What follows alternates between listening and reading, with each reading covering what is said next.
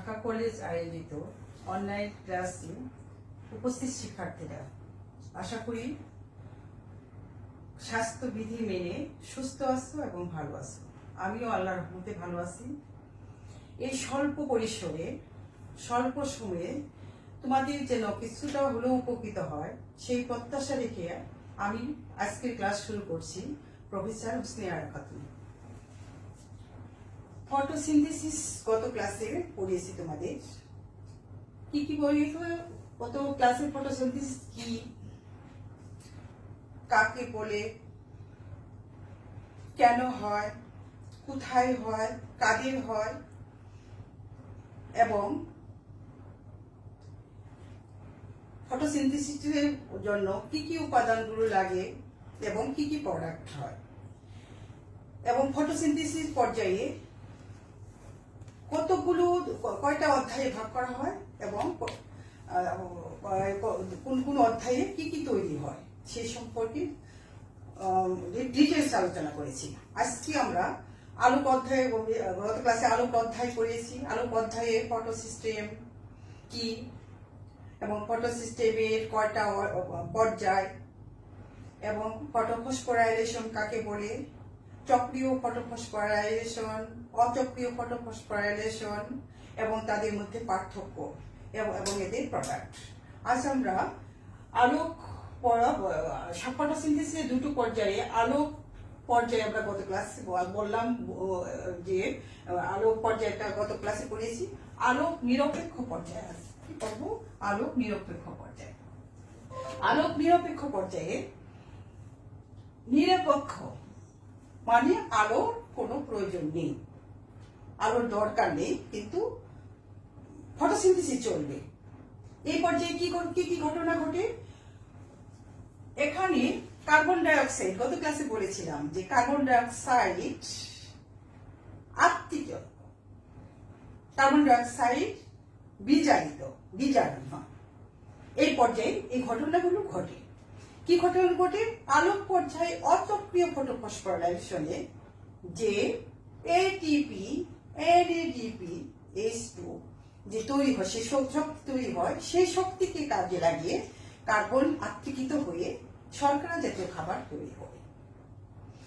তাহলে এই আত্মীকৃত ATP, NADP কে আত্মীকৃত শক্তি পড়ে। তাহলে শর্করা তৈরির জন্য কি লাগে? এটিপি, এনএডিপি, H2 এবং এগুলোর লাগে শক্তি সরবরাহের জন্য। ঠিক আছে, আমরা আলোক নিরপেক্ষ পর্যায়ের ক্ষেত্রে তেজস্ক্রিয় কার্বনের ভূমিকা একটা বিশেষ ভূমিকা পালন করে। এই আলোক নিরপেক্ষ পর্যায়ে কি ঘটনা ঘটে, মানে কি ঘটনা হলো? কার্বন বিজারণ পর্যায় অথবা কার্বন আত্মীকৃত পর্যায়।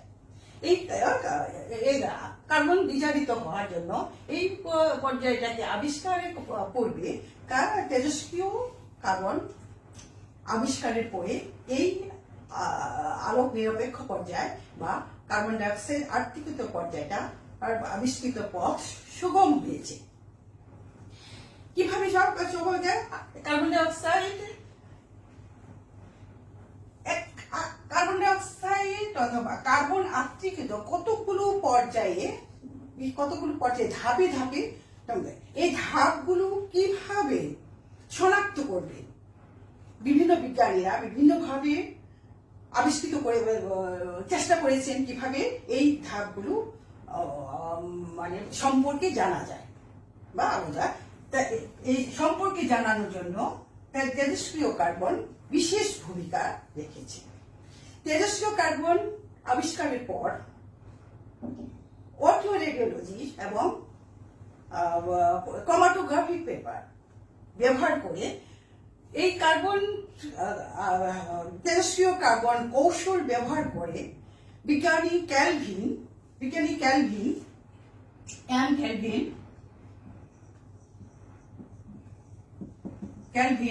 and others তারা কি করেছেন? 1945 খ্রিস্টাব্দ থেকে 1946 1757 খ্রিস্টাব্দে পর্যন্ত তারা বিভিন্ন উপায়ে পেপার ক্রোমাটোগ্রাফি পেপার ব্যবহার করে কার্বন টেরেস্ট্রিয়াল কার্বন ব্যবহার করেন। কিভাবে করে? ক্রোমাটোগ্রাফি পেপার একটা ফটো ফিল্মের ভিতর যদি পরিচালনা করা যায়, টেরেস্ট্রিয়াল কার্বন সেখানে পাস করলে কালো দাগ পড়ে। এই কালো দাগে কোন কোন জায়গায় কি কি দাগ পড়ে তারা এই কৌশলটা ব্যবহার করে কোন অবস্থায় কোথায় দাগ করেছে ক্লোরেলা নামক শৈবালে কার্বন আত্তীকরণ পর্যায়কে আবিষ্কার করেন। এত সালে রিসার্চ করে 1900 কেলভিন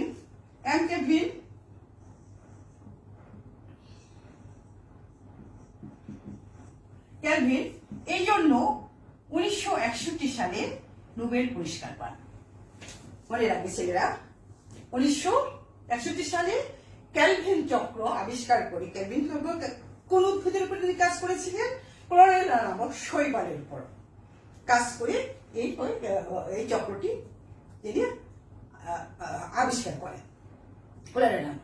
এখন দেখো ক্রোমাটোগ্রাফি পেপারে যখন ফটোগ্রাফির ভিতরে পাস করা হয় তখন দেখা যায় যে এই কার্বন ডাই অক্সাইডে তেজস্ক্রিয় কার্বনের যে কালো দাগ পড়ে তার বিভিন্ন শনাক্ত করে দেখা যায় যে 3 থেকে 7 কার্বন বিশিষ্ট বিভিন্ন ধরনের যৌগ সৃষ্টি হয়, বিভিন্ন ধরনের যৌগ সৃষ্টি হয়। তাহলে কার্বন আত্তীকরণ পর্যায়ে এই বিভিন্ন ধাপগুলো তৈরি হতে কতগুলো অন্তর্বর্তী পর্যায়ে কতগুলো যৌগ সৃষ্টি হয়।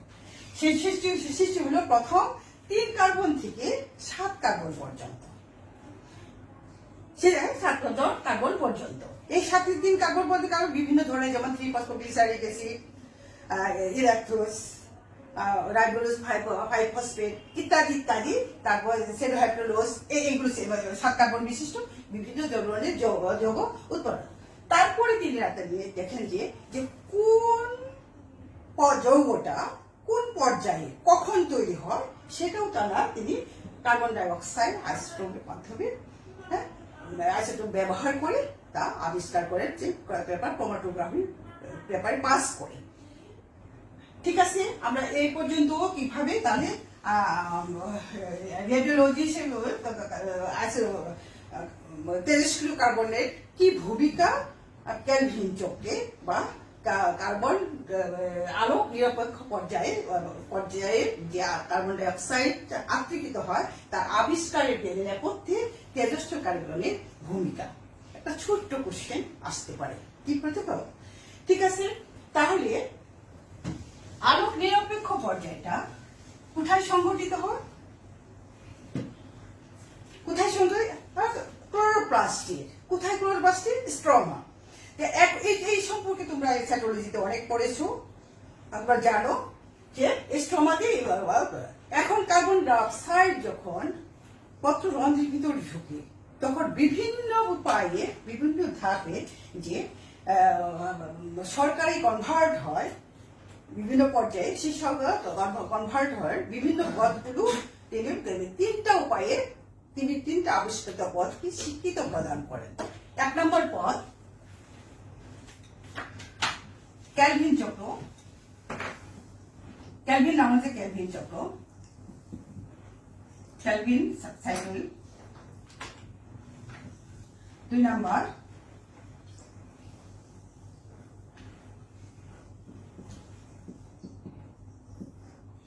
হেডস এন্ড স্ল্যাক চক্র বা সাইকেল, চক্র বা সাইকেল। ঠিক আছে, 3 নাম্বার হলো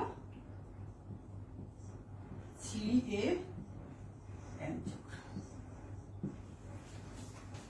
এই 3টা চক্রকে স্বীকৃতি প্রদান করেন। এখন আমরা বলবো ক্যালভিন চক্র কি। আগেই বলেছি ক্যালভিন নামক বিজ্ঞানী এবং তার আদার্স অন্যান্য বিজ্ঞানীরা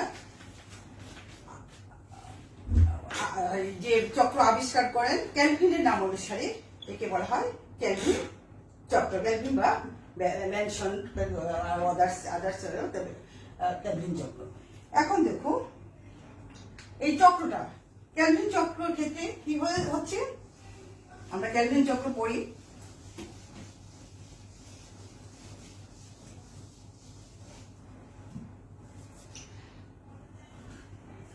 ক্যালভিন বলেন কার্বন ডাই অক্সাইড রুবিস্কো এনজাইমের কার্যকারিতায় রাইবোলোজ 1,5 বিসফসফেট। এখন আমি বিসফসফেটটাকে বিসফসফেট বা ডাইফসফেট যদি বলো বিসফসফেট মানে আমি তোমাদের একটু নিচের দিকে দেখাই, তাহলে তোমরা কথাগুলো আমি পরে লিখে বুঝাইতে পারবো। এখান থেকে দেখি, হ্যাঁ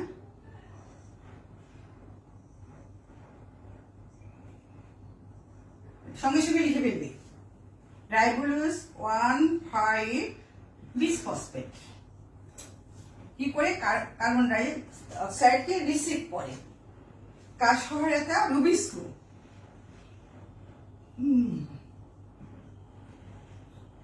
এনজাইম, রুবিস্কো এনজাইম।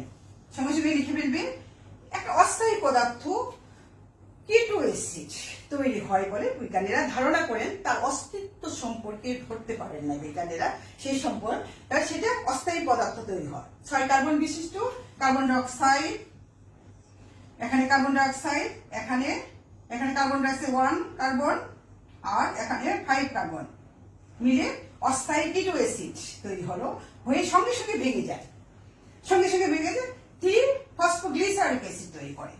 3 তোমরা আমি সংক্ষেপে লেখার সুবিধার জন্য সংক্ষেপে লিখছি, তোমরা লিখে নিবে 3 ফসফোগ্লিসারিক অ্যাসিড তৈরি করে। তাহলে এখানে 5 মলিকুল, 5 মলিকুল, এখানে 1 মলিকুল কার্বন, তাহলে 2 কার্বনটা কি 6 মলিকুল। 6 মলিকুল যদি দুইটা ভেঙে গেলে 3 ফসফোগ্লিসারিক অ্যাসিড কত হবে? 2 অণু তৈরি করে কি 3 ফসফোগ্লিসারিক অ্যাসিড। তাহলে এখানে হলো, তাহলে এই 2 অণু কি 3 ফসফোগ্লিসারিক অ্যাসিড কি 3 ফসফোগ্লিসারিক অ্যাসিড, তাহলে 3 কার্বন বিশিষ্ট, 3 দুগুণে 6। তাহলে 3 ফসফোগ্লিসারিক অ্যাসিড তোমরা থাকে কিভাবে, আমরা মিশালে 3 ফসফোগ্লিসারিক অ্যাসিড আমি একটু লিখে দেখাই তোমাদের 1 2 3। এখানে 3 ফসফোগ্লিসারিক অ্যাসিড, এখানে একটু দিয়ে CH2 এখানে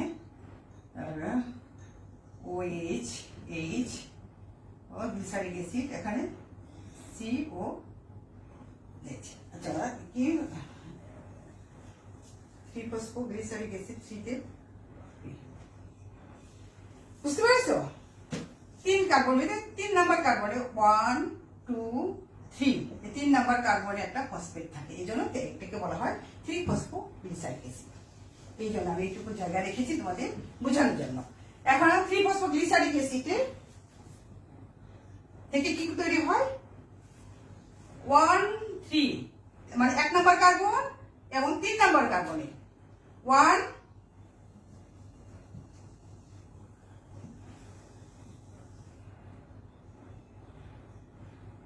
3 ফসফোগ্লিসারিক অ্যাসিড। এই সময় এই যে 3 ফসফোগ্লিসারিক অ্যাসিড থেকে এখান থেকে তৈরি হওয়ার সময় এখানে একটা এটিপি করেছে, এই যে একটা ফসফেট এসে জোড়া হলো, এখানে একটা ফসফেট ছিল আর একটা ফসফেট এসে জোড়া লাগলো, একটা AD। বুঝতে পেরেছো কিনা ছেলেরা? একটু খেয়াল করো। তাহলে 3 এটাও 2 অণু, এটাও 2 অণু এবং 3 কার্বন বিশিষ্ট। তারপরে কি হবে? তারপরে এক অণু NADPH+2 থেকে NADP থেকে 3-ফসফোগ্লিসারিলডিহাইড একটা হাইড্রোজেন, এখানে যে এই হাইড্রোজেন 3-ফসফোগ্লিসারিলডিহাইড তৈরি করে। 3-ফসফো মানে 3 নাম্বার কার্বনে ফসফেট গ্রুপ থাকে, 3 নাম্বার কার্বন 3-ফসফোগ্লিসারিলডিহাইড তৈরি করে। কথা বুঝেছো? তারপরে এই 3-ফসফোগ্লিসারিড আইসোমারেজ বিক্রিয়া, আমি তোমাদের বলেছিলাম যে আইসোমারেজ বিক্রিয়াটা কি। আইসোমারেজ বিক্রিয়াটা কি? আইসোমারেজ বিক্রিয়াটা হলো উভয়মুখী বিক্রিয়া। এখানে আইসোমারেজ বিক্রিয়া করে ডাইহাইড্রো অ্যাসিটুল ফসফেট, হাইড্রো অ্যাসিটুল ফসফেট, এটাও 3 কার্বন, 3 কার্বন, এটাও 3 কার্বন, 2 মলিকুল এবং 3 কার্বন। সেটা বুঝতে পারছো কিনা? ক্যালভিন চক্র আমরা কি পড়ছি? ক্যালভিন চক্র, ক্যালভিন চক্র। এই 3-ফসফোগ্লিসারিডে এই দুটো অ্যালডোলিজের কার্যকারিতায় কি করেছে? এখানে ফ্রুক্টোজ 6-ফসফেট, লিখো সঙ্গে সঙ্গে লিখে দিল ফ্রুক্টোজ 6-ফসফেট। আমি তোমাদের রাসায়নিক সংকেতগুলো দেখালে অনেক সময় লাগবে। আমি আগেই বলেছিলাম যে অল্প সময়ে তোমাদের যে অল্প পরিসরে কিভাবে মানে শেখানো যায়, কিছুটা হলেও শেখানো যায়, সেই জন্য তোমরা কিন্তু এই জিনিসগুলো বুঝলে তোমরা লিখতে পারবে। পরীক্ষায় কিন্তু আসে রাসায়নিক বিক্রিয়া সহ, তাহলে কি দিয়ে এখান থেকে এখানে কিভাবে আসবে, রাসায়নিক প্রত্যেকটা রাসায়নিক বিক্রিয়া লিখবে। আর তুমি যদি চক্রটা আঁকতে পারো তাহলে রাসায়নিক বিক্রিয়াটা অতি সহজেই লিখতে পারবে। এখন দেখো তাহলে 6-ফসফেট,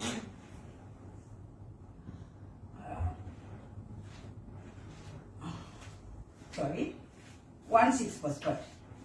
তারপরে ফ্রুক্টোজ, তোমরা তো জানো ছেলেরা ফ্রুক্টোজ কাকে বলে, গ্লুকোজ কাকে বলে। ফ্রুক্টোজ 6-ফসফেট। তারপর থেকে আসে ফ্রুক্টোজ থেকে কি করে গ্লুকোজ তৈরি হয়।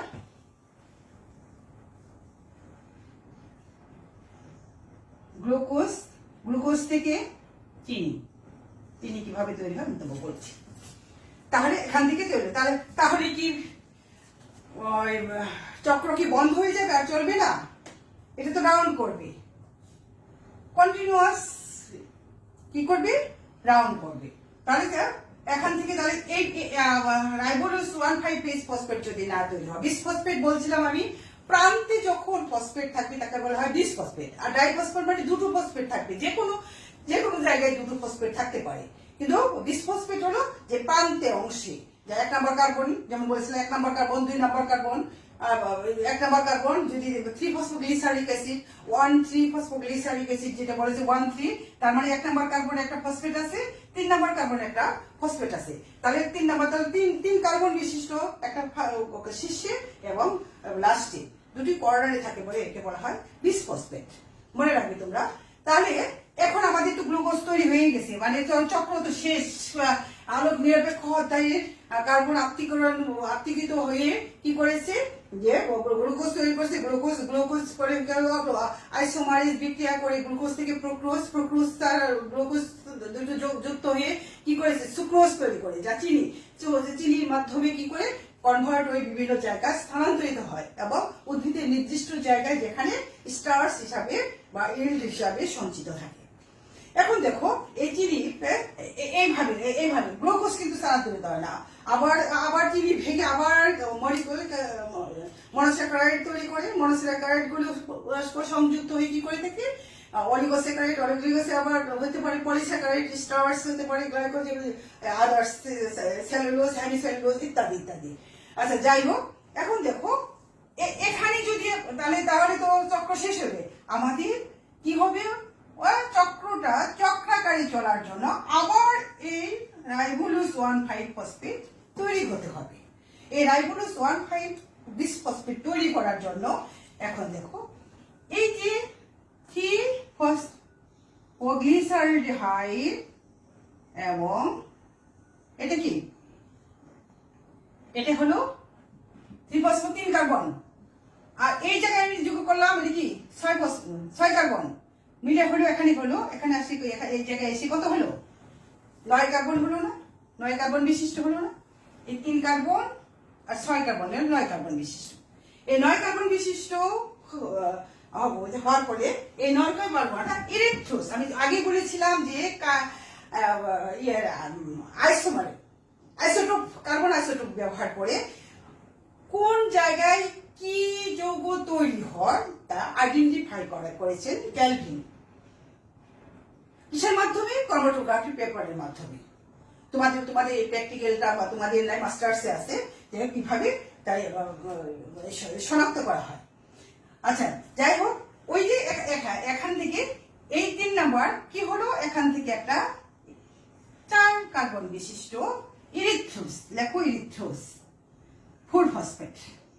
সঙ্গে সঙ্গে আমি এভাবে লিখতেছি, আমি সংক্ষেপে লিখতেছি, তোমরা লিখে ফেলবে ইরিথ্রোস 4 ফসফেট, ইরিথ্রোস ফসফেট। তাহলে 4 কার্বন চলে গেল কত, 4 কার্বন, আর থাকলো কত 5 কার্বন। এই 5 কার্বন কি কর জাইলুলোজ, এটা জাইলুলোজ, এখানে দেখো জাইলুলোজ, আমি জাইলুলোজ 1,5 ফসফেট মানে 5 কার্বন।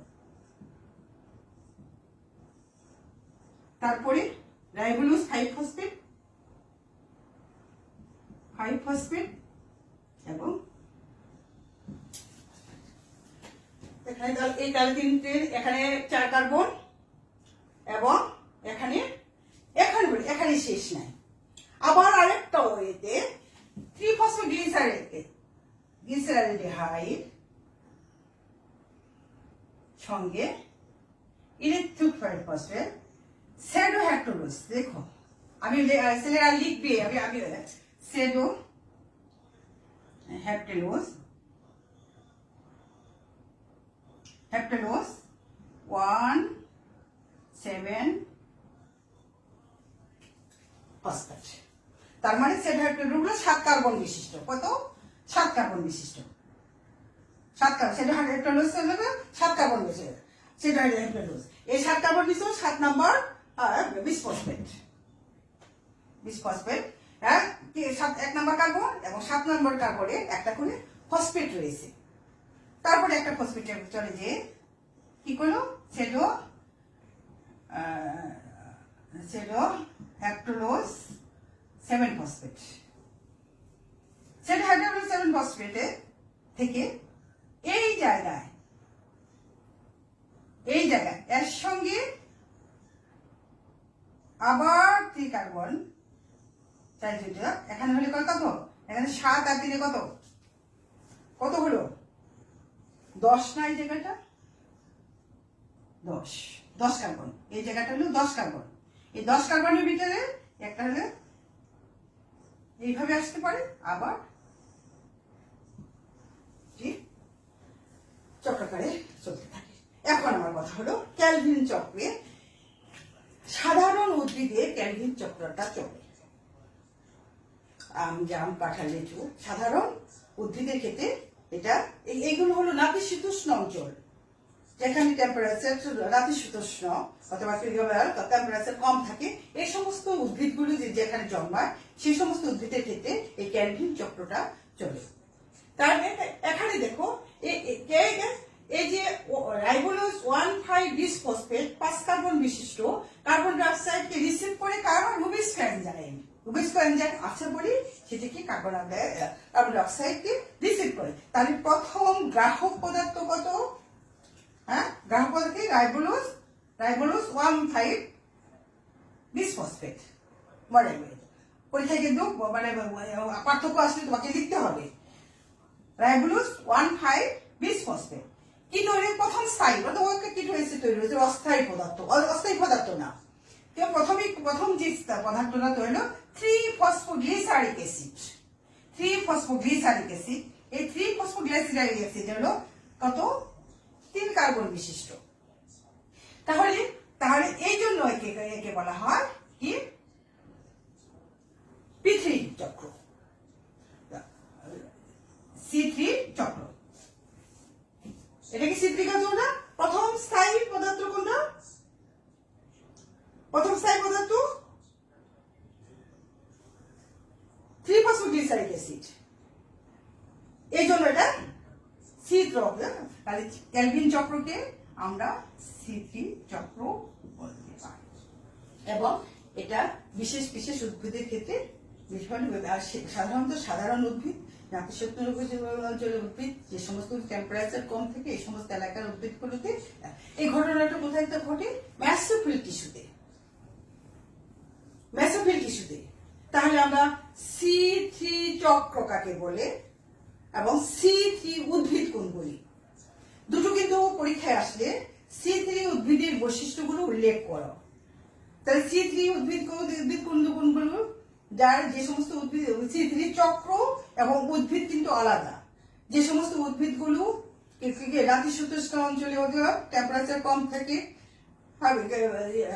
20 থেকে 25-এর মধ্যে সীমাবদ্ধ, যাদের কার্বন ডাই অক্সাইড গ্রহণ ক্ষমতা বেশি থাকে, তারপরে যে সমস্ত উদ্ভিদের C3 চক্র চলে এবং এদের কি থাকে? মেসোফিল টিস্যু, শুধু একই ধরনের ক্লোরোপ্লাস্ট থাকে, একই ধরনের ক্লোরোপ্লাস্ট একই ধরনের থাকে, ইত্যাদি ইত্যাদি। আমরা পরে শুকনো দিয়ে যখন দুটো পার্থক্য করব সেই সমস্ত কথা নিয়ে আমরা আলোচনা করব। তাহলে ঠিক আছে, আমরা C3 চক্র কাকে বলে, কেন বলে এবং ক্যালভিন চক্র কেন বলে, C3 চক্র কাকে বলে এবং এদের বৈশিষ্ট্য কি। তাহলে যদি চক্রের বৈশিষ্ট্য বলা হয় তাহলে আমরা কি বলবো? C3 চক্রটা কোথায় হয়? C3 উদ্ভিদে। C3 চক্র যে উদ্ভিদে ঘটে সেই সমস্ত উদ্ভিদগুলো কি থাকে? ক্লোরোপ্লাস্ট একই ধরনের থাকে, এরা নাতিশীতোষ্ণ অঞ্চলে জন্মায়, তারপর এদের চক্র ধরে এদের গ্রাহক পদার্থ কোনটা, ইত্যাদি ইত্যাদি উদ্ভিদ সম্পর্কে বলতে হবে। ঠিক আছে, আমরা হ্যাসেন-স্লেক্স চক্র বলবো।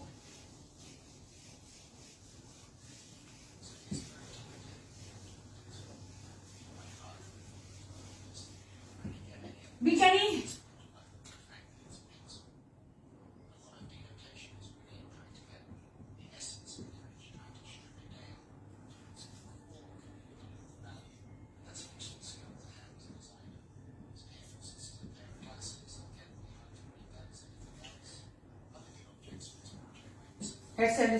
আদার্স বিজ্ঞানীরা কি করলেন?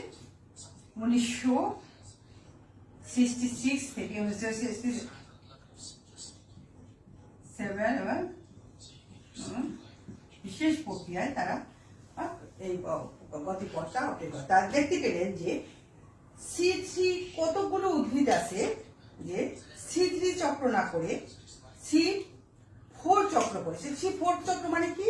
যে তাদের প্রথম স্থায়ী পদার্থ 4 কার্বন বিশিষ্ট, 3 কার্বন বিশিষ্ট না হয়ে 4 কার্বন বিশিষ্ট বিশেষ বিশেষ কতগুলো উদ্ভিদ। এবং এই সমস্ত উদ্ভিদগুলো তারা দেখতে পেলেন যে এই সমস্ত উদ্ভিদগুলোর ক্লোরোপ্লাস্টে ভিন্ন ধরনের দুই ধরনের থাকে। একটা হলো মেসোফিল টিস্যু, একটা বান্ডল শিট বা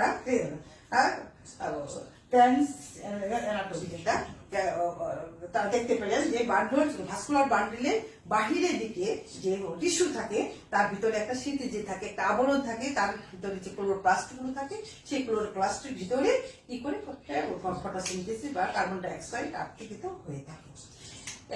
এইটাকে তারা বিভিন্ন ভাবে দেখলেন যে এইটাকে তাদের নাম অনুসারে এই যে নামকরণ করা হলো, এটাকে হ্যাসেন-স্লেক্স চক্র বা কার্বন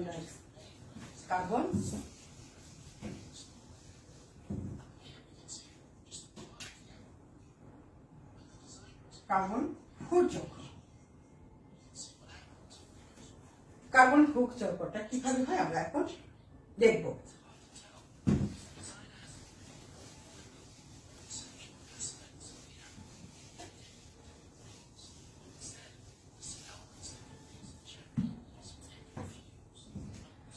দুটো অংশ আমি বলেছি, একটা হলো ফসফাইরুল পাইরুভিক অ্যাসিড। ফসফাইরুল পাইরুভিক অ্যাসিড, এটা হলো 3 কার্বন বিশিষ্ট, ট্রিকার্বন। ফসফাইনুল লিখো, সঙ্গে সঙ্গে লিখো, বলছে ফসফাইনুল পাইরুভিক অ্যাসিড। ফসফাইনুল পাইরুভিক অ্যাসিডে এই যে ফসফাইনুল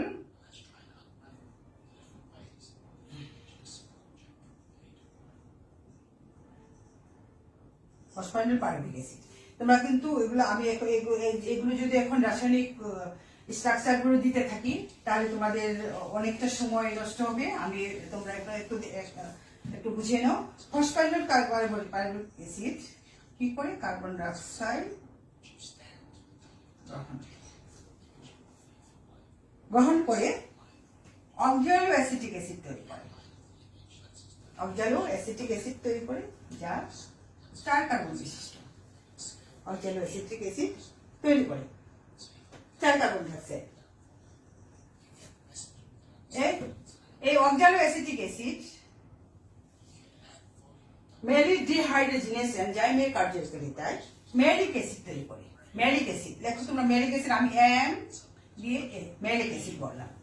ম্যালিক অ্যাসিডটা আমার বলার সাথে সাথে লিখে ফেলবে কি করে। এখানে কি হচ্ছে, ম্যালিক অ্যাসিডের ম্যালিক অ্যাসিড ডিহাইড্রোজিনেস এনজাইমের কার্যকারিতায় কি করে ম্যালিক অ্যাসিড তৈরি করে। এই ম্যালিক অ্যাসিডে এটা হলো ম্যাসোফিল টিস্যু অঞ্চল, ম্যাসোফিল টিস্যু।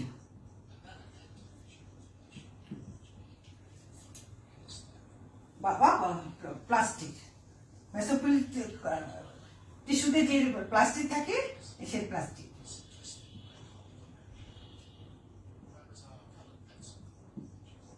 মেসোফিল টিস্যুতে যে প্লাস্টিক থাকে সেগুলো প্লাস্টিক। এই ম্যালিক অ্যাসিডে তৈরি হওয়ার পরে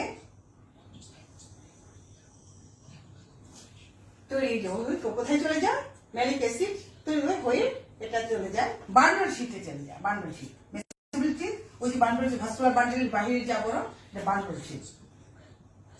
বান্ডল শীট ক্লোরোপ্লাস্ট।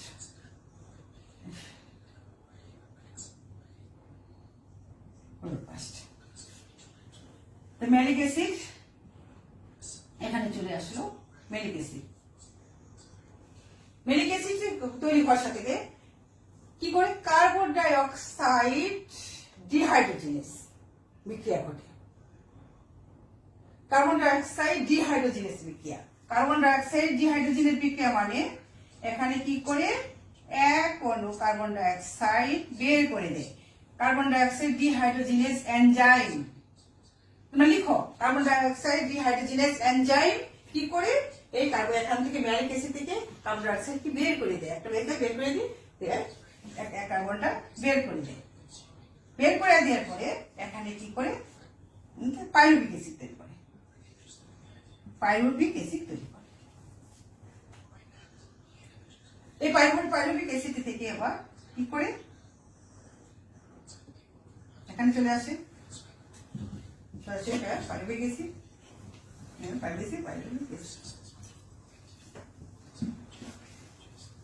এই যে কার্বন ডাই অক্সাইড তৈরি হলো, এই কার্বন ডাই অক্সাইড এখানে এই C4 উদ্ভিদে রুবেস্ট এনজাইম মেসোফিল টিস্যুতে থাকে না, যার ফলে তারা কার্বন ডাই অক্সাইড ধরতে পারে না। সেই জন্য এখানে ফসফাইনুল পাইরুভিক অ্যাসিড কি করে কার্বন ডাই অক্সাইড রিসিভ করে। রিসিভ করার পরে এখানে এই কার্বন ডাই অক্সাইড কি করে ক্যালভিন চক্রে চলে যায়। এতে তৈরি হলো তারা কি করবে, এই কার্বন ডাই অক্সাইডকে ধরবে কে, রাইবোলোজ 1,5 বিসফসফেট, এটাকে কে ধরবে। এই জায়গায়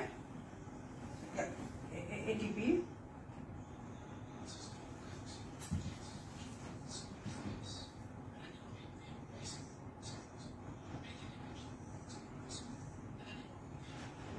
ভেঙে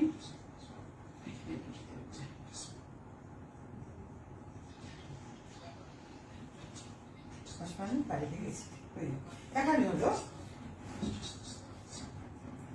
এখানে দেখো এই যে এখানে বান্ডিল শীটে পাইরুভিক অ্যাসিড তৈরি করবা, ম্যালিক অ্যাসিড, ম্যালিক ডিহাইড্রোজিনেস বিক্রিয়ায় oxalic acetic acid malic dehydrogenase এনজাইমের বিক্রিয়া ম্যালিক অ্যাসিড তৈরি করে, এবং ম্যালিক অ্যাসিড থেকে কার্বন ডাইঅক্সাইড ডিহাইড্রোজিনেস বিক্রিয়া কার্বন ডাইঅক্সাইডকে বের করে দেয়। কার্বন ডাইঅক্সাইড বের করে দেওয়ার পরে এই কার্বন ডাইঅক্সাইড কি করে ক্যালভিন চক্রে চলে যায়। ক্যালভিন,